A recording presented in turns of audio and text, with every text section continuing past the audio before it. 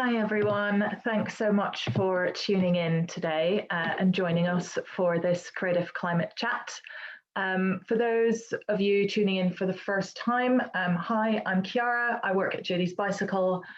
We're a charity working across the creative sector to reduce greenhouse gas emissions and inspire climate and environmental action.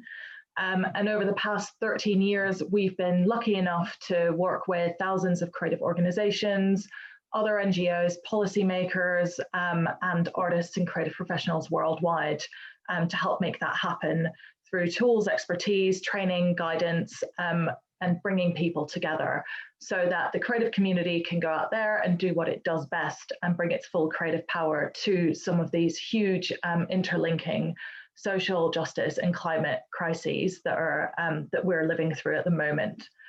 Among the projects that we run is a project called Creative Climate Leadership, which brings together the brilliant artists and others working in the creative community to supercharge this idea of a creative climate movement, whether that's around campaigning and making art, or whether it's about creating change within the organizations and networks that they work in. So we've had more than 75 alumni from 3 courses so far in Wales, Slovenia, and the USA. And are really pleased to announce as well that next year, pandemic permitting, we'll be hosting 2 more immersive weeks in Sweden for artists and creative professionals working in Sweden and Scandinavia. And that new partnership is going to be supported by the Swedish Postcode Foundation, and we're working with a brilliant artist and sustainability professional called Diego Galafasi and the Lund University Centre for Sustainability Studies as well to make that happen. And so in part to celebrate that and in part to celebrate our wonderful creative climate leaders, we've brought together today's conversation. And so just a really quick bit of housekeeping before I hand over. The conversation today is being recorded and will be posted to the Judy's Bicycle website after the fact, when we'll also be adding subtitles as well. If you think of any questions throughout the chat, please do use the Q&A function to send them to us, and we'll gather them throughout and get to them at the end. So that's usually at the bottom of your screen. You'll find a Q&A button. You can type stuff in there. If you'd like to share resources, links, and comments with other attendees, you can use the chat function. A lot of you have already been doing that at the moment, sharing kind of your feelings about this idea of a green recovery, which range from the sort of constrained and I guess less optimistic to the hopelessly hopeful and the dedicated. And if you have any technical difficulties, our colleagues Ruby and Bree are on hand to help resolve them. You can also use the chat function to flag any issues. If you need to do that, you'll see a little drop down. Do make sure you select panelists to make, or Ruby or Bree directly to send those messages, and they'll get back to you on there. You can also continue the conversation on your preferred social channels using the hashtag Creative Climate Chat, and also tag us at Judy's Bicycle. Bridget is on at Bridget McKenzie as well. Lastly, we're live streaming today's session. We'll share a link to that in the chat with you shortly, so feel free to share that with anyone else as well to join the conversation elsewhere. Just before we get going, a little bit of a check-in poll. Thanks to those who have already shared something about how you're feeling at the moment about the green recovery. But also, just before we get going, we wanted to know from everyone whether during this sort of pandemic period, you felt more connected to others around the world as part of a creative climate movement, you felt more isolated or alone in your climate or environmental work, or whether it's neither, and actually the pandemic hasn't really affected how connected you feel to others working in this space.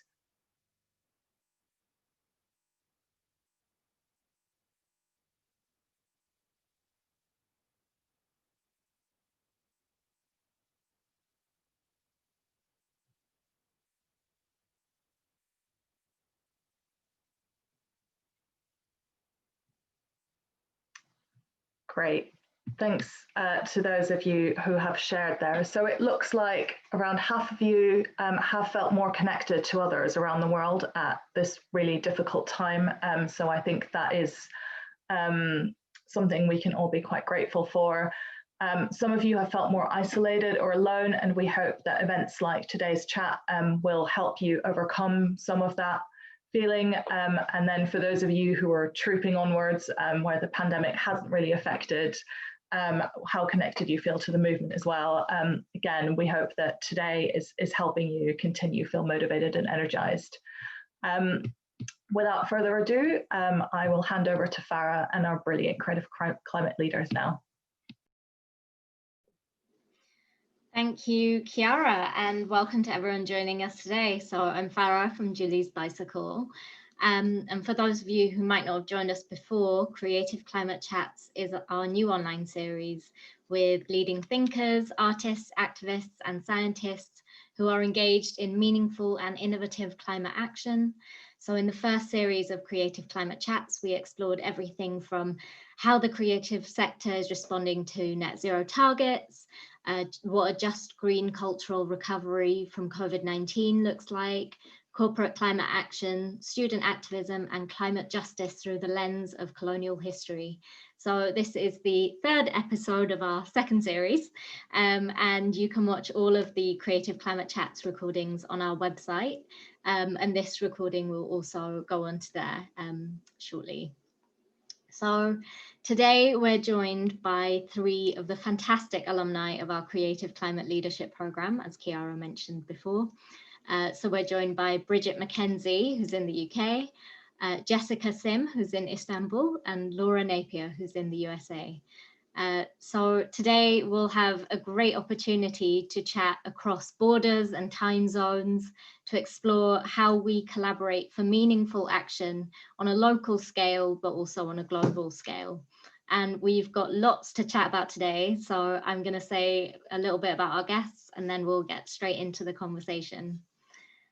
So Laura Napier is an interdisciplinary artist based in Houston, Texas. She produces projects locally, nationally, and internationally, exploring behavior, sociology, and place through participatory and collaborative works. Her current long-term project, Sea of Oil, focuses on places where oil, gas, and petrochemical industries are embedded, tracing visual and narrative social cultures.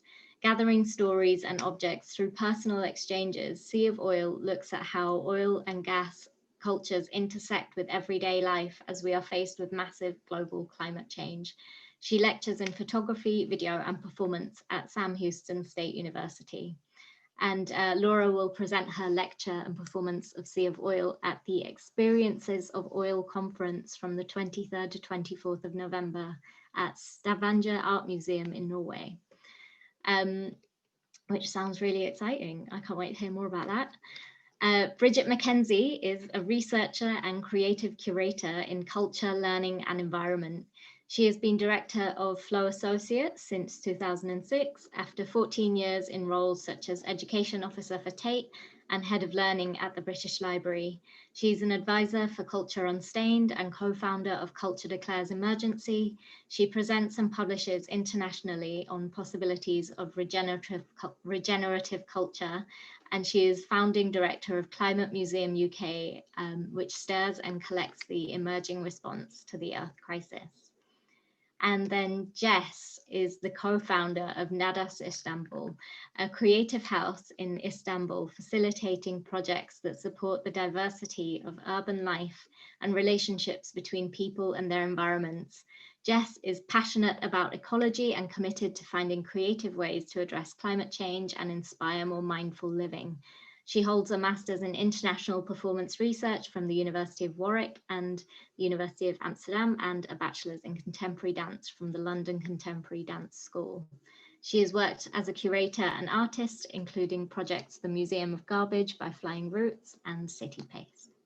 So we'll hand over to you to tell us a little bit more about your creative climate work and how you came to work in this space. So we'll start with Laura.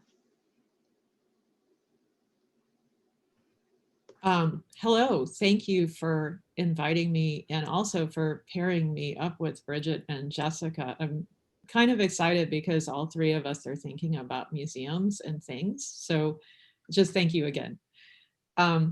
So to introduce myself, I live in Houston now, but I didn't always live in Houston. I lived in New York City for a very long time. And I visited some friends who were setting up an artist residency in Central Texas. And that's an area where there's a lot of oil infrastructure. There's pipelines, flybys, investigating or inspecting pipelines. There's oil jacks. You drive down the road, you can smell it. And then I went on a road trip east of Houston, and I saw like offshore oil platforms and big liquid natural gas like ships and things like that, that I hadn't really thought about the oil infrastructure when I lived in New York, because it was largely invisible to me, even though people fill their cars with petrol, right? They fill it with gasoline. And I thought, well, what does this mean? What does it mean to live in a society that's kind of acknowledging what they're making, and how does that change how they think about what they're doing? Because to me, oil and gas is, our reliance on it equals death, eventual slow death. And so I sort of moved here. I moved to the belly of the beast and started collecting objects that people gave me from the oil industry or that I found. So these are a couple of objects that I recently picked up. This is a mug, ExxonMobil 2001, and it talks about Saudi Arabia, which I think is wonderful because it gives you a sense of the socio-political moment before 9/11 and the subsequent fallout from that. And also, one of my former students gave me this, it's a USB, but it looks like a little boat. And it's from an oil services company called Diamond Offshore. And they recently declared Chapter 11 bankruptcy under US law. And so, but I think there's a lot to look at in terms of the objects themselves. What are they made of? This is made from some kind of petromaterial itself. So there's all these implications from that. So I'm spending a lot of time examining these objects and asking other people to share them with me and to share their stories. Fantastic, thank you so much. And now we'll go to Bridget, and if you just introduce yourself. Yes, hello. Would you mind sharing my slides, if that's okay? So I like slides because I'm a very visual person, but I'll try to begin before they arrive. So my background is in cultural learning, education, and audience engagement. So I've been doing a lot of work in galleries, museums, libraries, and helping, and since 2006 as a consultant, helping many organizations really think about how they can be more relevant, more future facing, more effective. And quite often in many of these jobs, I was a little bit frustrated that the ecological aspect was always missing. It was very hard to be anticipatory and to look ahead and say, the future isn't just going to involve technology, it's also going to involve crisis. And I suppose there was a lot of soft denial before the last 2 years or so. So I was developing a growing interest in ecological capacities and how to enable people, professionals and wider audiences, to face the Earth crisis. So then I did the Creative Climate Leadership course after actually many years of doing a range of other projects that were to do with arts and ecology. If you could just go to the next slide. But since doing Creative Climate Leadership in late 2017, for the last 3 years, I've been really almost full-time working on Creative Climate Leadership, including setting up Climate Museum UK, and also working on advocacy and activism, including Culture Declares Emergency, Culture Unstained, and also a number of other initiatives like Museums for Future. Yeah, go to the next slide. And I really just wanted to run through this briefly because this is my kind of creed, or they're the kind of drums that I'm banging lately. And I think it's, although I would call myself a creative climate leader and we are Climate Museum UK, it's really important to say both and. It is the climate emergency and the ecological emergency. Zoonotic pandemics are from the ecological emergency. They're not something other than the Earth crisis. Carbon footprint, we tend to use that as a shorthand, but actually it's part of the ecological footprint. Climate mitigation is vital, but so is adapting to all of the other aspects of the Earth crisis, all the breached planetary boundaries. Protecting nature means regenerating nature. Social justice depends on environmental justice, and getting political, because we have to. Extractive capitalism is both racist and ecocidal. And it's important to model change, not just in your own realm, but to constantly try to catalyze and demand change beyond it. So those are the kind of the kind of phrase. I mean, there's quite a lot of arguments there to kind of constantly explain, but I think that's really what motivates me is these kind of big ideas about justice and really understanding systems. So yeah, thank you. Thank you, Bridget. And if we hear from Jess now. Yeah, hi, and thanks again for hosting this. So my name is Jess, and I've been living and working in Istanbul for the past 6 years. I've worked as an artist and a curator, and also in managing and founding 2 different spaces that are trying to connect arts, culture, and sustainability in some way. So I'd say, how I got into this space, ever since I can remember, I've been concerned about the climate and maybe more so how we're consuming our environment. And as a young person, I would say I, took more of a hard activist approach, trying to, convince people of what I felt was my concern. I eventually went on to study various art forms, and I think it was through that I started to experiment more with different ways of talking about what my concerns were. And so I moved to Istanbul around 2014, and that's when I would say I did my first kind of scalable project in these fields. So together with the Flying Roots team, we curated the Museum of Garbage, which was an exhibition about waste in the city, bringing litter from the streets into the gallery space and trying to understand how that makes us see it or relate to it differently. That was kind of the lead into then managing Circuit, which was another space, and eventually now what I'm doing now, which is Not Us Istanbul. We could probably show some slides at some point. There's just a few pictures if you want to pull those up. So currently I run an organization called Not Us Istanbul, which together with my partner Ahu Toksos, we founded in 2018. And we are a physical space. We're a house, actually where I'm sitting now, a beautiful old Turkish house. And it's here that we run a variety of programs that are trying to engage new people with topics of sustainability in Istanbul, in the city, and also from here to build a network of sustainability advocates in the city, working both within creativity and also, more in the ecological, so to say, sector.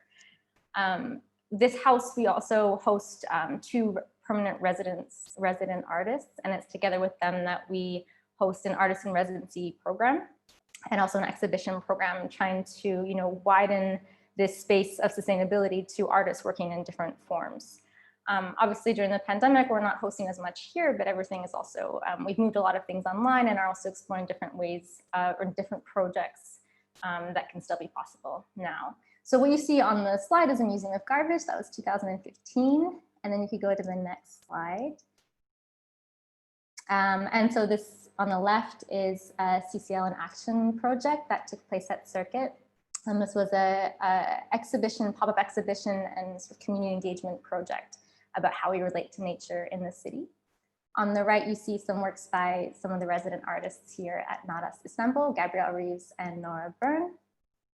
And there's one more slide, which is showing a little bit more of Not Us.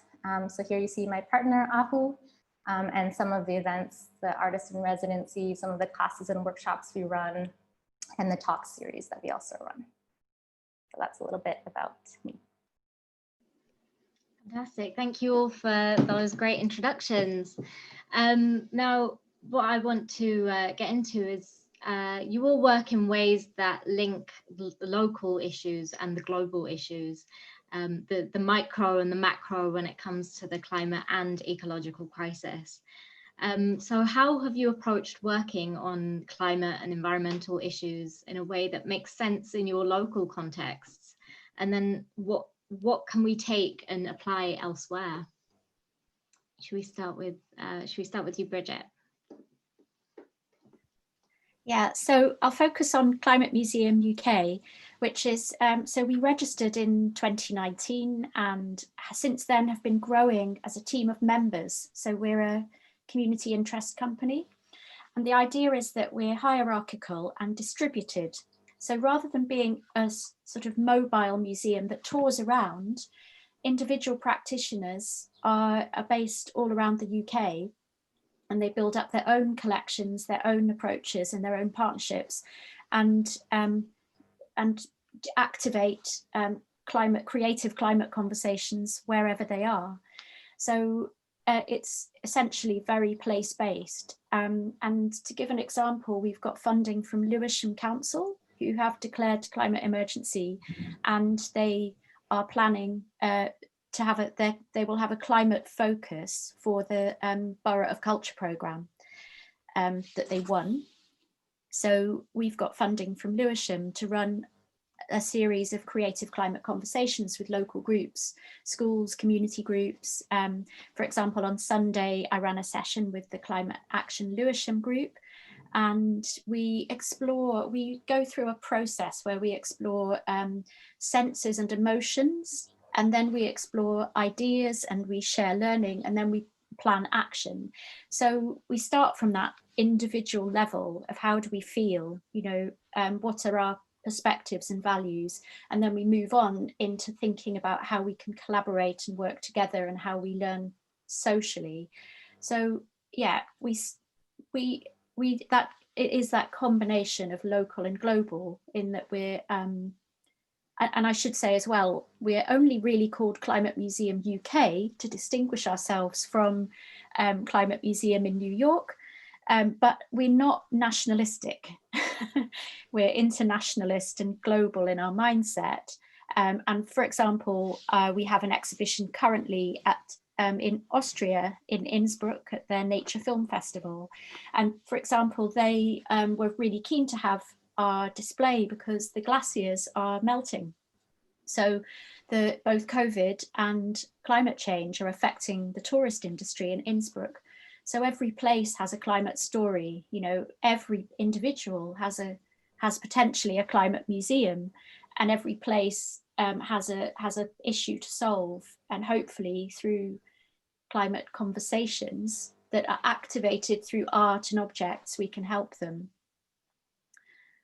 Fantastic. I'm a Lewisham local, so I'll be looking out for that. Okay, I'll be emailing you to fix something.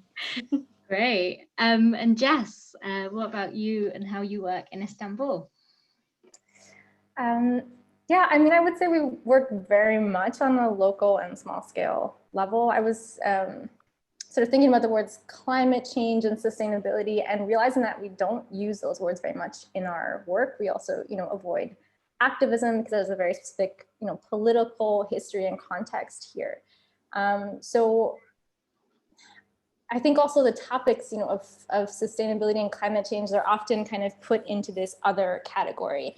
I'm also someone who's not necessarily from here, or I'm not from here. And so, it can easily be just transferred to this topic that's not as approachable here. So I think the way that we work in a local context is by trying to almost translate how we talk about things and how we do things here. So, to give you an example, we're talking a lot more about what people can do on a day-to-day basis and integrate that into life related to, say, composting.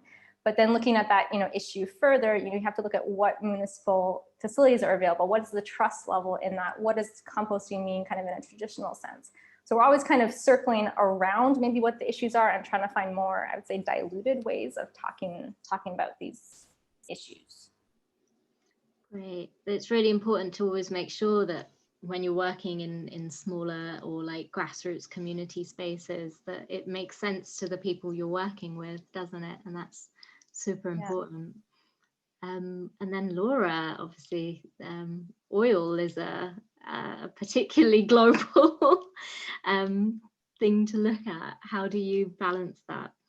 Well, you know, I'm very interested in what you said, Jess, about translating, because here in Houston, there's a lot of climate denial that happens here. I went to a climate protest and I had a sign about global warming or something, and we went to an indoor mall and we were eating downstairs, and some businessman in a suit came by and started shouting at us about how climate change wasn't real, and that we were idiots, and it was shocking. But that also extends to the art infrastructure here. I tend to kind of work around the edges. Like, no one really wants to see an exhibition about how oil is bad here, partly because the arts are funded by oil. Liberate Tate came and visited us a while ago at Alabama Song and also at Art League Houston, and they wanted us to sign a pledge saying we wouldn't take any oil funding. And it's very hard because oil is blessing the arts here in a way.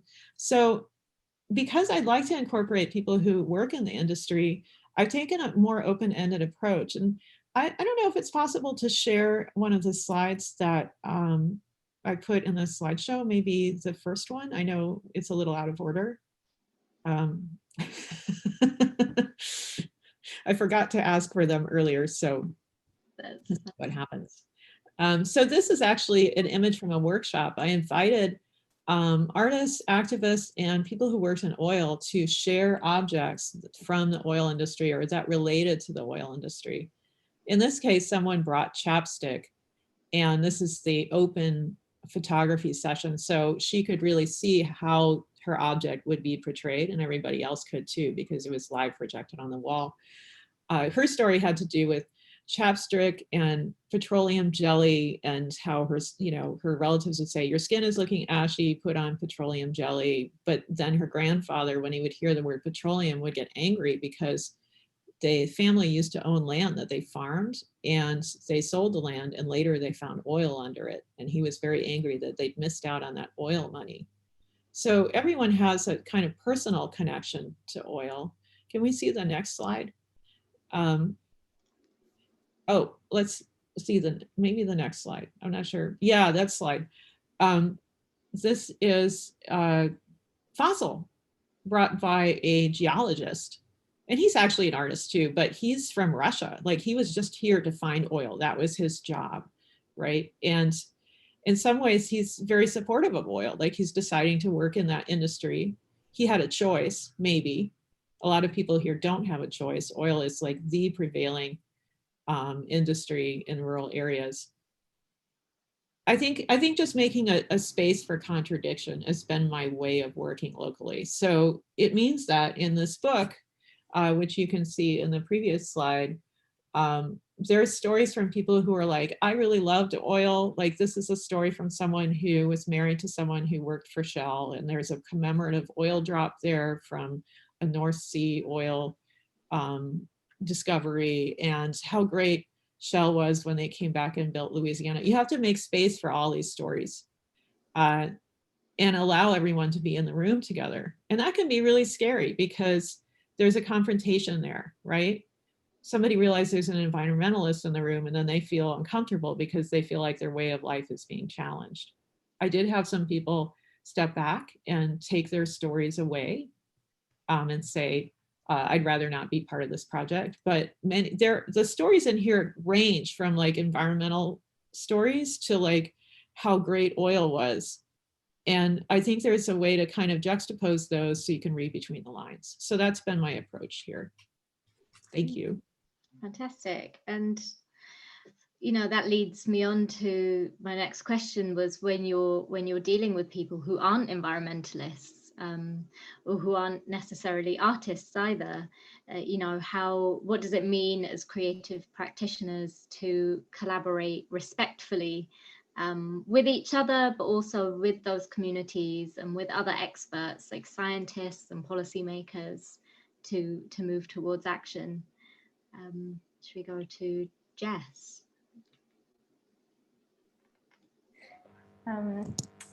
Yeah, so I think there's in terms of respectful collaboration, there's a lot about creating space where people feel they can speak and also be received and heard.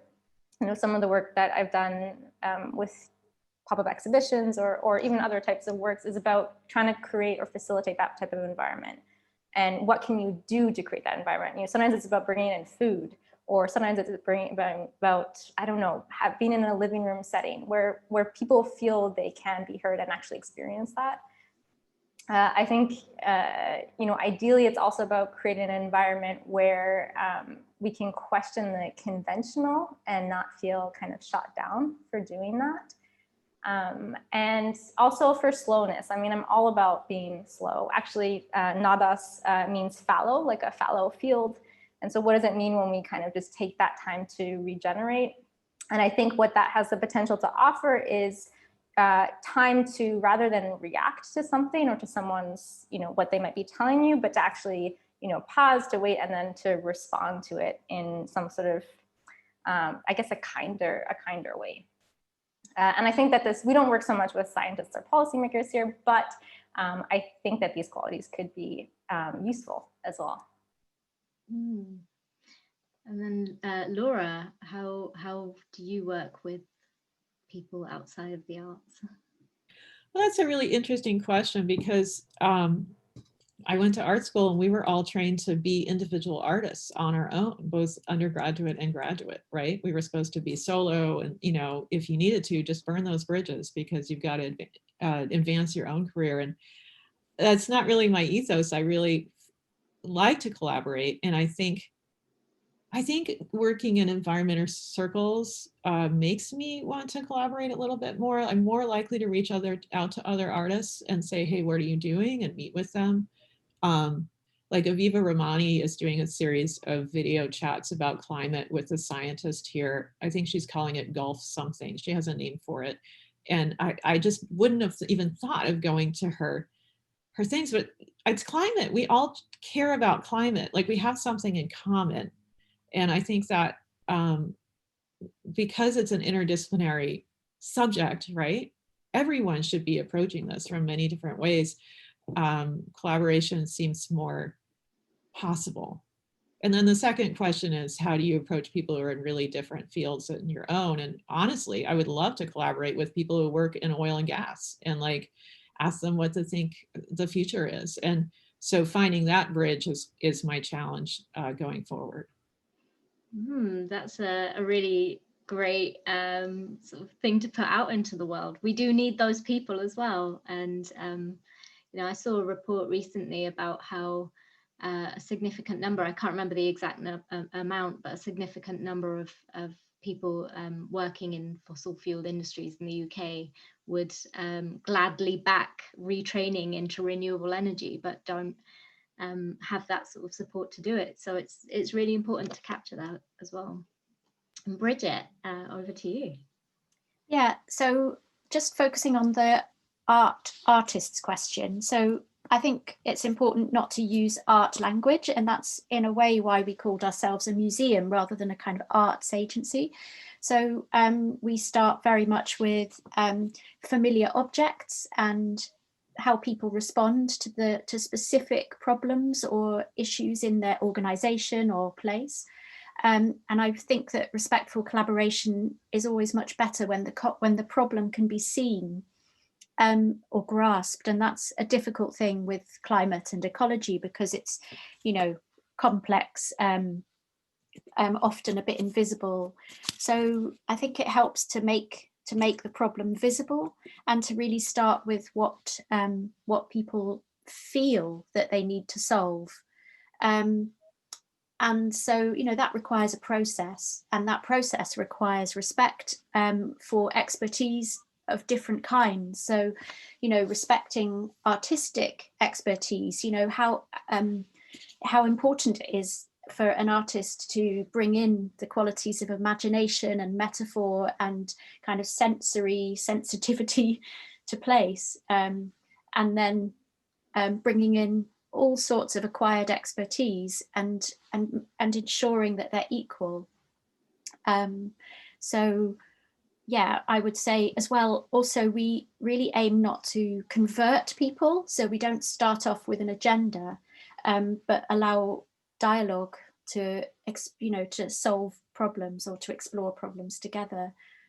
So I think that's a really key thing, that in a lot of climate communications, the emphasis is on getting the message across. And the question is always, how do we get the message across?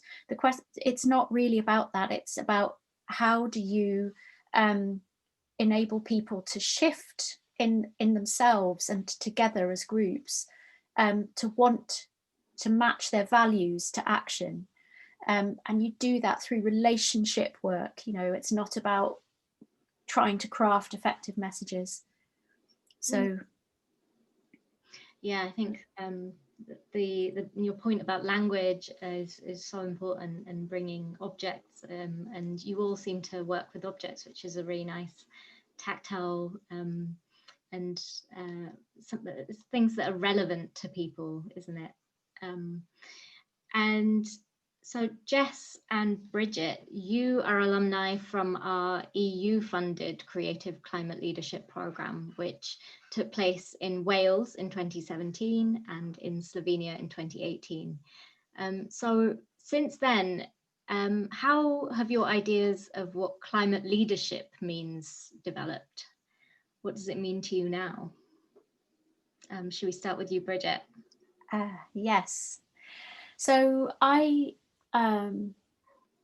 suppose I still have lots of questions about what leadership is, but I did find the programme really, really helpful. I mean, it was a 5-day intensive programme, and when do we ever get a chance for 5 days, exploring issues together, and with a huge amount of input.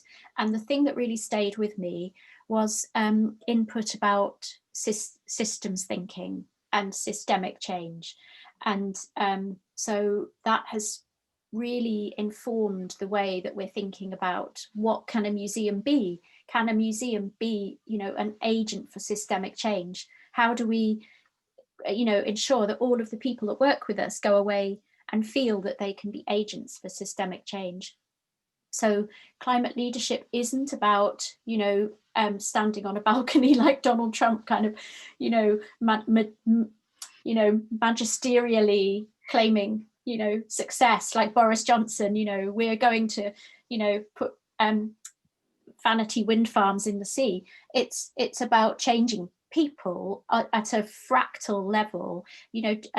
Jeremy Dent talks about fractal flourishing, enabling everything, every individual person and living being to flourish together.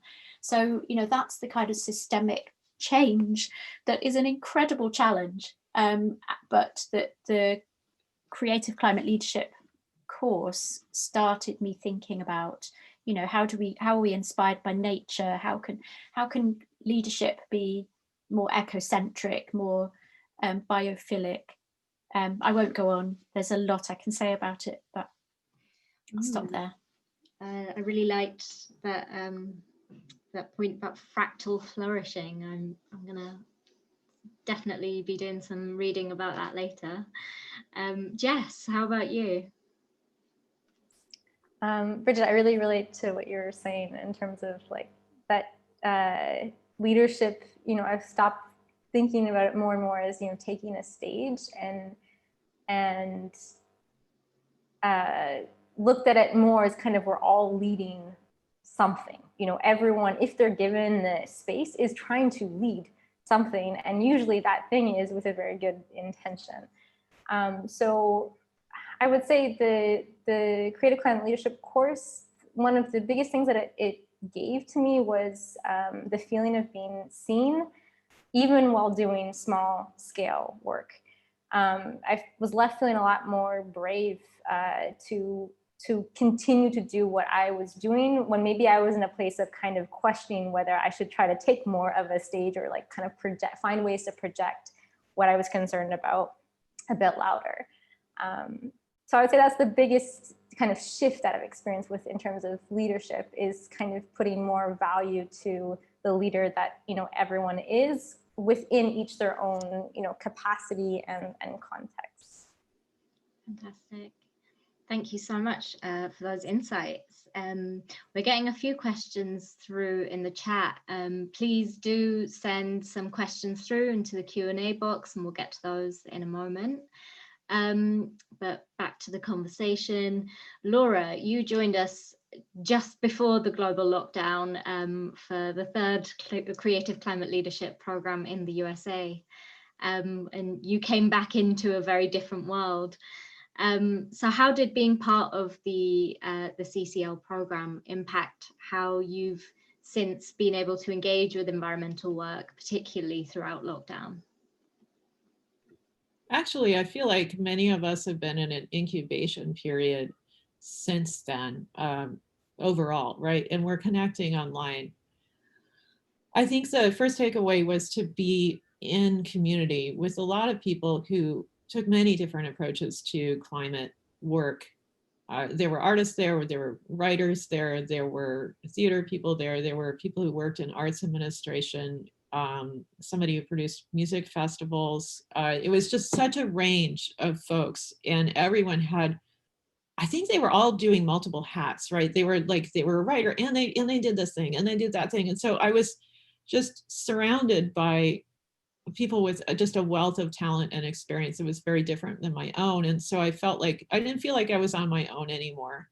One of the really great things about being in incubation is you can check in with your cohorts. And so I've been spending time checking in with Dara Silverman from Agile Rascal. We check in every month to see where we're going. And I didn't have that before. I didn't have that kind of check-in. I also walked away with a whole bunch of resources, like Ron White was talking about the Implosion Project, that really is based on the sociologist Donna Haraway's work. And I'm working with that now. What else did we learn? You know, the site itself made a big impression on me. And we were making jokes about how we'd move into the biosphere if the COVID got really bad. And of course you can't do that because there's no farm there anymore. You would starve.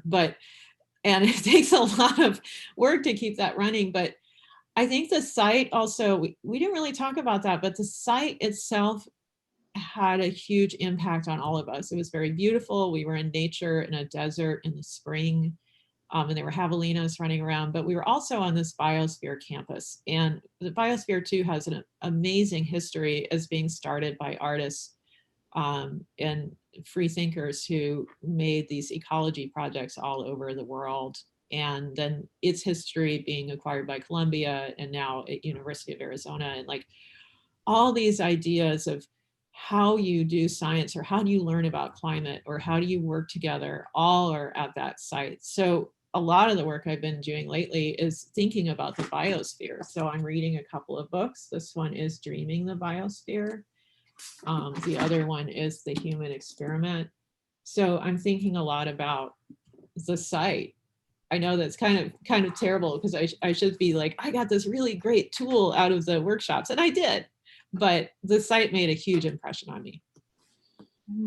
I think that our own environments are becoming more and more important now as we're sort of stuck in them. So yeah, it's really important to think about how as people we're interacting not with the environment but our own environments too. So it's still a valuable and valid takeaway.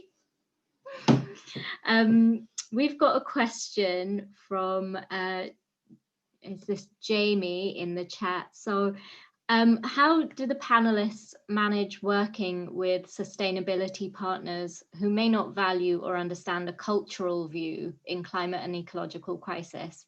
How can we have change without the imagination? Who would like to take that first? Should we go to you, Bridget? Okay. Yeah. So I think I mentioned before, you know, how important it is to start from where people are. So we're not coming across as being incredibly arty, but we are artists, many of us. I'm trying to think of an example. Yes, we worked with a business where we took quite a lot of our games and tools where we adapt games, and we take, you know, artworks or found objects. And I think some of the people that were used to a more traditional sort of management training style expected something completely different. So sometimes it can take people a little while to kind of warm up.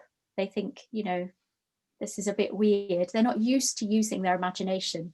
But yeah, it takes time. Yeah, and I think you have to kind of come at it slowly, as Jess says. It's a hard one to answer. I'll pass that one to someone else. Laura, maybe you can answer, because you've been working with all of these communities who are heavily invested in oil. Yeah, so I actually did work with a sustainability partner. There's an organization here called Tate, Texas Environmental Justice Advocacy Services, and they're a small grassroots by POC organization, and they spend a lot of time meeting with legislatures and networking with other small groups and suing the EPA, you know, with other groups, and they do fantastic work, and they're a tiny staff, right? And they're really tight, and they're based on the east side of Houston. And so I did, we put together like a cultural event in someone's backyard, and they were like, why are we doing this? You know, I was like, oh, we could do all these different art things, and roped in all these artists to do different, like a game where you would throw the hula hoop of the benzene shape over the smokestack, you know, and all these little kids were throwing this benzene hoop over the smokestack, and they were like, what are you doing? And they thought, well, this would actually be really great in terms of incorporating community. But I guess I also traveled with them to New Mexico, or no, I think, yeah, it was New Mexico to present at a conference about how do you cross communities, because there's a big division in the environmental world between the white environmentalist organizations and the POC organizations. We definitely had at Biosphere, we actually had a few Native people come and visit and talk about their vision of what environmentalism is.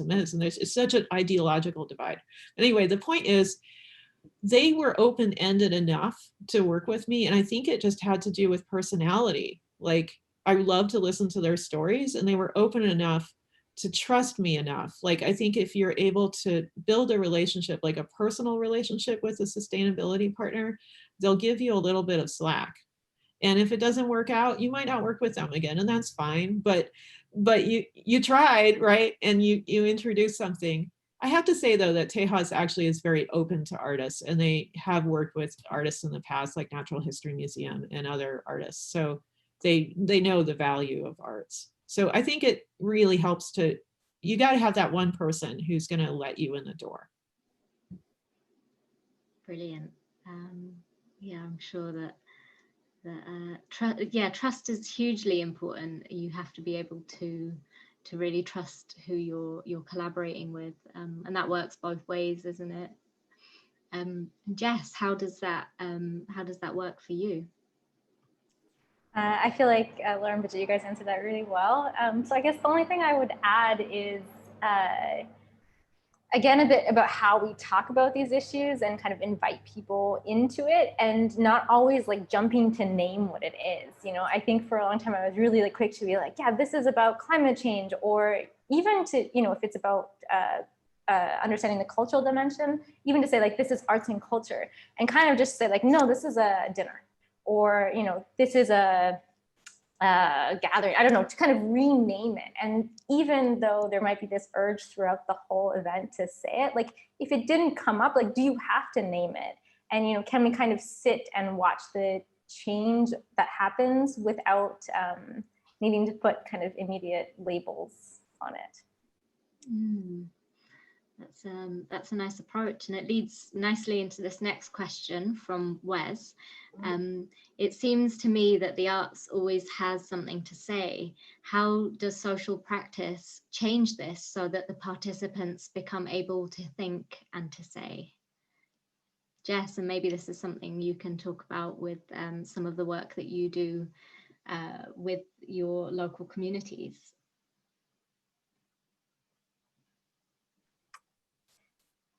I need to think for a moment. I mean, I think there's lots of places for people to think and say, again, if you're focused on creating that space. So perhaps that's also like identifying, you know, for this particular person, this particular, you know, participant, what kind of environment does that person need in order to be able to think and say, and not feel, you know, overshadowed. Also not kind of feel overpowered by this bigger idea and maybe the, you know, political or economic context. I know that's not exactly what the question is about, but I think all those things are important into giving people that space. Great. Does anyone else? I don't know if that fully answers the question. And I just want to slightly challenge the question or come at it another way. I think that artists or artful practitioners are living life in a way that is sensitive to changes in the environment in some way, and that can make them not always actually very heard, and it can make them feel vulnerable. And so I don't know that art always does have something to say. I think artists are often trying to find out what they want to say, and so I'm not sure.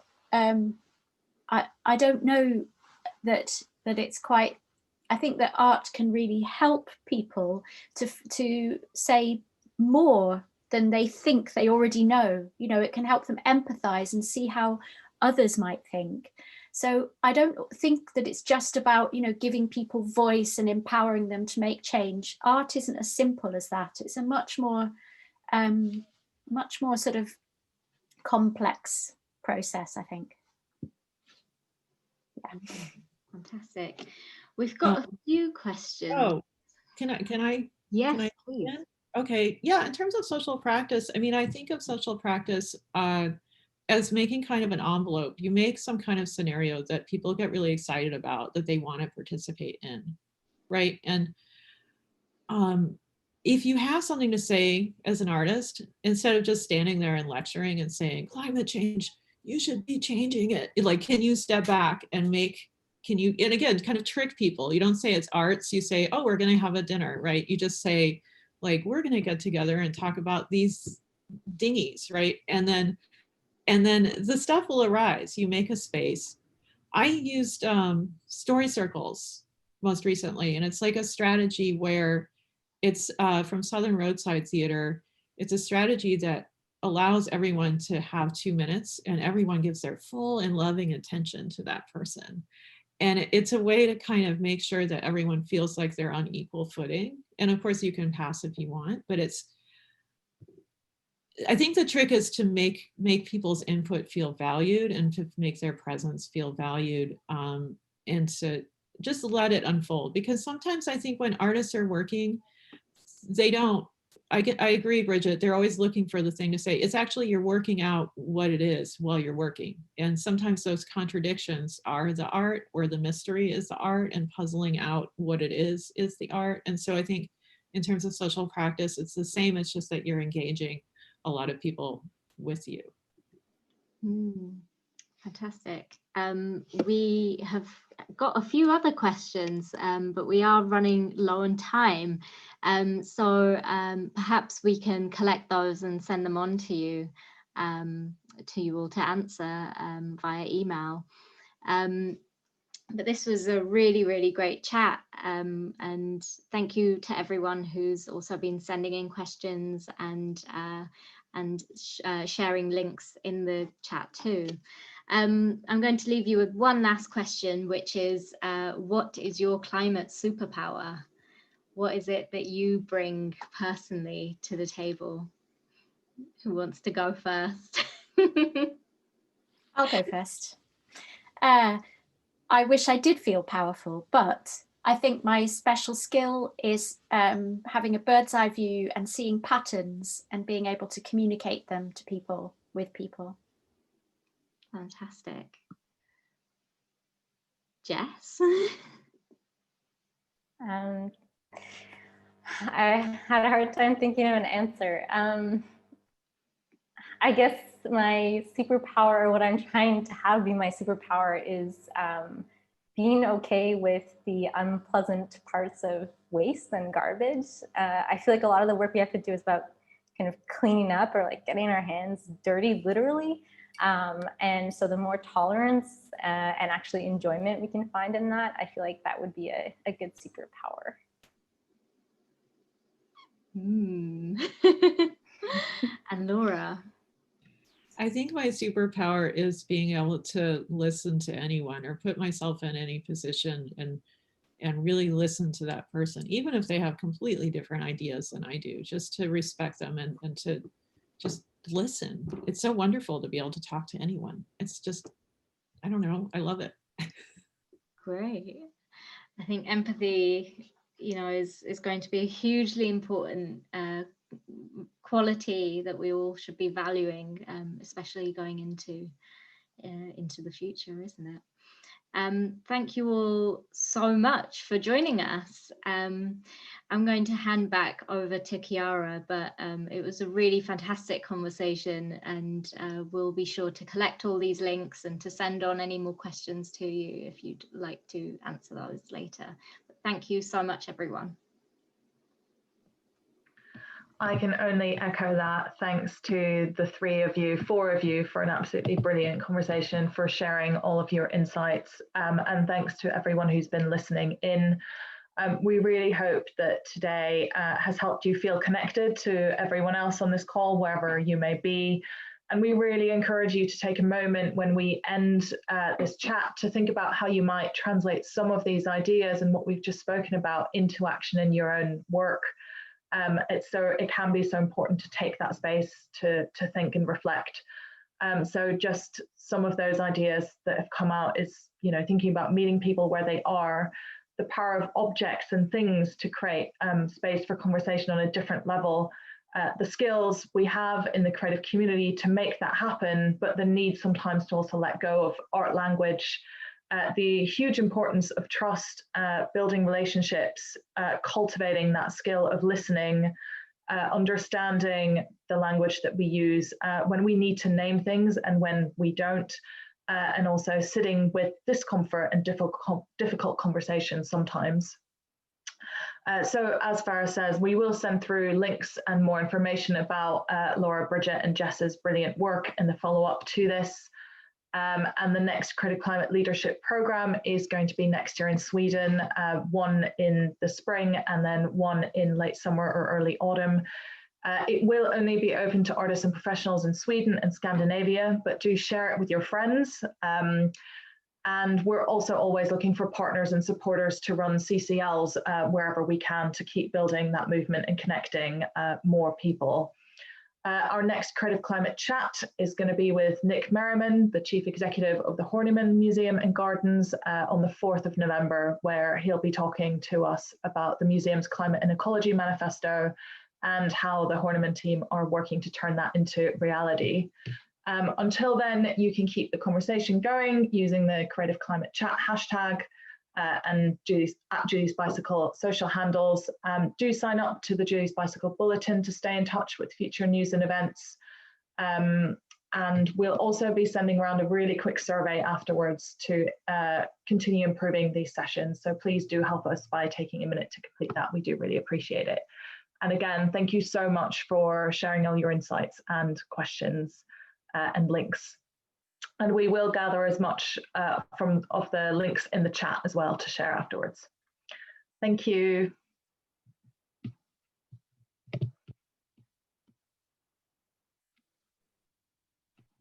Thanks, everyone. Thank you. Thank you all. Thank you. Should we just leave now then? I was wondering the same thing. Okay.